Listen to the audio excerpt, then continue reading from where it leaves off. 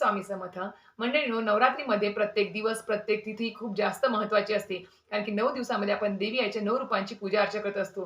पण सोबतच नवरात्रीमध्ये 2 तिथी आईच्या खूप जास्त महत्त्वाच्या आहेत, विशेष महत्त्वाच्या आहेत. त्या म्हणजेच अष्टमी, ज्याला महाअष्टमी म्हणून ओळखतात आणि नवमी, ज्याला महानवमी म्हणजेच खंडेनवमी म्हणून ओळखतात.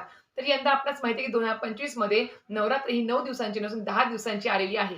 तर यंदा महाअष्टमी जी आहे ती 30 सप्टेंबरला मंगळवारी आलेली आहे आणि महानवमी जी आहे, ज्याला खंडेनवमी म्हणतात, ती 1 ऑक्टोबरला बुधवारी आलेली आहे आणि 2 तारखेला दसरा असणार आहे. हे सुरुवातीला तुम्हाला क्लिअर करते. त्यानंतर म्हणजेच काय, तर दुर्गा अष्टमी, जिला महाअष्टमी म्हणतात, या दिवशी महागौरीची देवीची पूजा अर्चा केली जाते घराघरामध्ये. तर या दिवशी महागौरीला एक विशेष नैवेद्य दाखवायचा असतो. तो नैवेद्य आपण जर दाखवला तर नक्कीच आपल्या आयुष्यामध्ये सुख, समृद्धी, आरोग्य देखील आपल्याला प्राप्त होत असतं. तो विशेष नैवेद्य कोणता आहे, हे नक्कीच जाणून घ्यायचं असेल तर नक्कीच माझ्या YouTube चॅनल शीतल स्वामी सेवा चॅनल व्हिजिट करा. त्यामध्ये संपूर्ण माहितीचा व्हिडिओ आलेला आहे. लिंक तुम्हाला व्हिडिओच्या खाली भेटून जाईल. धन्यवाद. श्री स्वामी समर्थ.